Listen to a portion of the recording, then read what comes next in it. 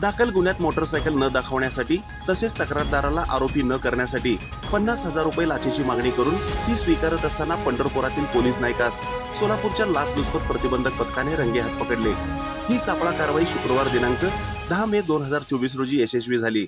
या प्रकरणी पोलीस नाईक याच्यावर पंढरपूर ग्रामीण पोलीस ठाण्यात गुन्हा दाखल करण्याचे काम सुरू आहे। वैजनाथ संदीपान कुमार, वय वर्ष 52, राहणार अथर्व बिल्डिंग, ब्लॉक नंबर 207, पुजारी सिटी, इस्भावी, पंढरपूर असे लाच स्वीकारलेल्या पोलीस नायकाचे नाव आहे।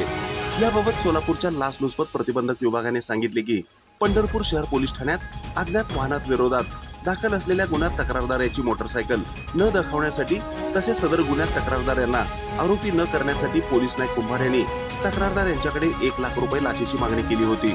तडजोडी यांची 50,000 रुपये लाच रक्कम स्वीकारण्याचे मान्य करून लाच रक्कम स्वतः स्वीकारल्यावरून पोलीस नायकास रंगेहात पकडण्यात आल्याचे एसीबी सोलापूरचे प्रेस नोटद्वारे सांगितले आहे। हा सापळा पोलीस निरीक्षक उमाकांत महाडिक, पोलीस अंमलदार पोलीस हेड कॉन्स्टेबल अतुल घाडगे, सलीम मुल्ला, पोलीस नाईक स्वामीराव जाधव, चालक श्याम सुरोसे यांच्या पथकाने यशस्वीरित्या पार पाडली आहे। ही बातमी संकलित केली आहे संपादक गुरुदादा गायकवाड यांनी। ताज्या घडामोडी पाहण्यासाठी आजच महाराष्ट्र सुखदेव न्यूज या YouTube चॅनलला लाईक आणि सबस्क्राईब करा। ताज्या घडामोडी पाहण्यासाठी आजच महाराष्ट्र सुखदेव न्यूज या YouTube चॅनलला लाईक आणि सबस्क्राईब करा।